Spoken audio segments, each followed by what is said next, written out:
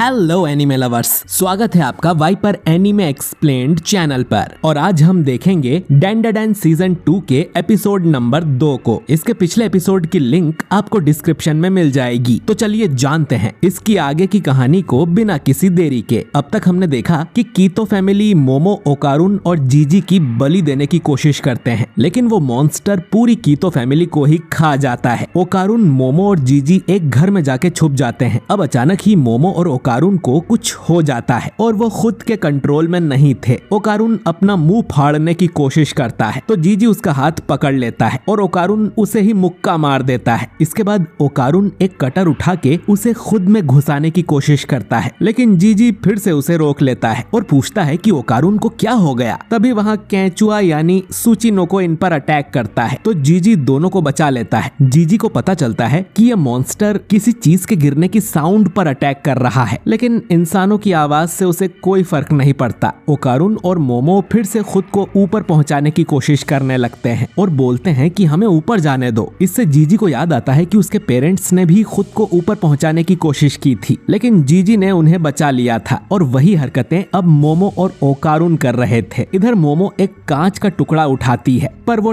Turbo granny में जा लगता है। टर्बो जीजी से कहती है कि जल्दी से इन दोनों के हाथ बांध दो। जीजी तुरंत दोनों के हाथ बांध देता है और पूछता है कि ये लोग ऐसा क्यों कर रहे हैं। तो टर्बो कहती है कि ये सब उस सुचिनोको की साइकिक वेव्स की वजह से हो रहा है। वो साइकिक वेव्स निकालकर घर के अंदर के लोगों को मारने की कोशिश कर रहा है। जीजी समझ जाता है कि इन वेव्स की वजह से ही उसके पेरेंट्स का वो हाल हुआ था, लेकिन जीजी पर इसका कोई असर क्यों नहीं हो रहा। टर्बो कहती है कि तुम्हें अभी तक पता नहीं चला। इसके बाद मोमो अपनी पावर्स का इस्तेमाल करने लगती है। जीजी उसके सामने आ जाता है, जिससे उसकी एक आंख में चोट लग जाती है और वो देखता है कि सुचिनोको ने उन्हें ढूंढ लिया था। जीजी अब मोमो, ओकारुन और टर्बो को उठाकर यहाँ से भागने लगता है और वो इस घर से भी बाहर निकल जाता है। वो सीढ़ियों से फिसल भी जाता है, लेकिन हार नहीं मानता और मोमो और ओकारुन को पकड़े रखता है और उनसे कहता है कि होश में आओ। तभी जीजी देखता है कि उनके और सुचिनोको के बीच वो भूत आ गया था, जिसे जीजी अपने घर में कई बार देख चुका है। अब मोमो और ओकारुन भी अपने होश में आ गए थे और वो पूछते हैं कि ये चड्ढी वाला भूत कौन है। टर्बो ग्रैनी इनसे कहती है कि उसकी आंखों में मत देखो, उसका नाम ईविल आई है। उसकी बुरी नजर लोगों को पागल कर देती है और वो लोग खुद को ऊपर पहुंचाने की कोशिश करने लगते हैं। यानी कि सुचिनोको की साइकिक वेव्स और इसकी बुरी नजर एक दूसरे को कैंसिल कर रही थी, जिससे ये लोग अपने होश में आ गए थे। मोमो अब ओकारुन से कहती है कि वो सुचिनोको पर अटैक करे और ओकारुन ट्रांसफॉर्म होकर फुल थ्रॉटल अटैक करता है और एक गोली की तरह सुचिनोको की गर्दन को काट देता है, लेकिन उसका सिर वापस से उग जाता है और वो इन पे अटैक करने लगता है। तो ये लोग यहाँ से भागने लगते हैं, लेकिन जीजी के सामने वो ईविल आई आ जाता है, जिससे वो उसकी आंखों में देख लेता है और हमें ईविल आई की बैक स्टोरी देखने को मिलती है। हम एक बच्चे को देखते हैं जिसे एक कमरे के अंदर बंद किया हुआ था। ये बच्चा खिड़की से बाहर देखता है कि 3 बच्चे आपस में खेल रहे थे और डांस कर रहे थे। ये देख उस बच्चे का भी मन होता है और वो कमरे में डांस करने लगता है, लेकिन वो अकेला था और भूख प्यास से पूरा सूख गया था। इस बच्चे को यहाँ पर कीतो फैमिली ने बंद किया था, क्योंकि वो ज्वालामुखी में इसकी बलि देने वाले थे। वो लोग इसे खंबे के सामने बांध देते हैं और ज्वालामुखी की आग में ये बच्चा जल जाता है। वो बच्चा मन में सोचता है कि वो तो बस बाकी बच्चों के साथ खेलना चाहता था। अगली सुबह उसकी बॉडी को कौवे खाने लगते हैं और हम देखते हैं कि वो बच्चा अब भी जिंदा था। कुछ देर में उसकी मौत हो जाती है और वो एक आत्मा बन जाता है। इसके बाद वो यहाँ एक फैमिली को देखता है। फैमिली में जो बच्चा था वो इस आत्मा को देख पा रहा था और कुछ दिनों में उस बच्चे के पेरेंट्स मर जाते हैं। कई सालों बाद यहाँ दूसरी फैमिली रहने आती है। उसका बच्चा भी इस आत्मा को देख पा रहा था और थोड़ी देर में उसके पेरेंट्स भी दुनिया छोड़ देते हैं। अगली फैमिली का बच्चा भी इस आत्मा को देख लेता है और अपने फादर से कहता है कि यहाँ एक भूत है, लेकिन वो उसका यकीन नहीं करते कि ऐसी कोई चीज नहीं होती। ये आत्मा अब उस बच्चे के सामने नाचने लगता है, ये बताने के लिए कि वो बुरा नहीं है। और फिर इस बच्चे के पेरेंट्स भी दुनिया छोड़ देते हैं। आत्मा नोटिस करता है कि इस घर के नीचे कुछ है और शायद वही इन लोगों को मार रहा है। अब कीतो फैमिली वाले सोचते हैं कि हमें इस बच्चे का क्या करना चाहिए। तो फैमिली हेड बोलती है कि हम इसे ज्वालामुखी को बलि चढ़ा देंगे, इस घर के साथ इस बच्चे को भी दफना दो। इसके बाद जेसीबी से पूरे घर को मिट्टी में दबा दिया जाता है और ये लोग हर घर के साथ ऐसा ही करते चले गए। इसीलिए जीजी का घर इतनी ऊंची पहाड़ी पर है, क्योंकि उसके नीचे ढेर सारे पुराने घर दबे हुए हैं। वो लोग उस बच्चे को कुर्सी से बांधकर घर के साथ ही दफन कर देते हैं। आत्मा उसे बचाने की बहुत कोशिश करती है, पर वो कुछ भी नहीं कर पाता। फिर ये आत्मा कसम खाता है कि मैं उन्हें कभी भी माफ नहीं करूंगा, मैं उन सबको मार दूंगा। और इस कसम के साथ ही ये आत्मा से भूत बन जाता है जिसका नाम है इविल आई। इविल आई ने जीजी को जकड़ लिया था। मोमो उसे छुड़ाने की कोशिश करती है तो जीजी कहता है कि ये भूत बुरा नहीं है, इस बेचारे को भी कीतो फैमिली ने मार दिया था। इसके बाद जीजी सबसे नीचे वाले घर की तरफ जाने लगता है जहाँ इविल आई की बॉडी बंधी हुई है। जीजी समझ गया था कि इविल आई अब तक उसे बचाने की कोशिश कर रहा था क्योंकि उसकी बुरी नजर की वजह से सुचिनोको की साइकिक वेव का असर जीजी पर नहीं हो रहा था। मोमो देखती है कि यहाँ तो सदियों पुराने घर दफन है। जीजी अब उस पहले घर तक पहुँच जाता है जिसके खंबे पर इविल आई की बॉडी बंधी हुई है। टर्बो ग्रैनी जीजी से कहती है कि उसके पास मत जाओ,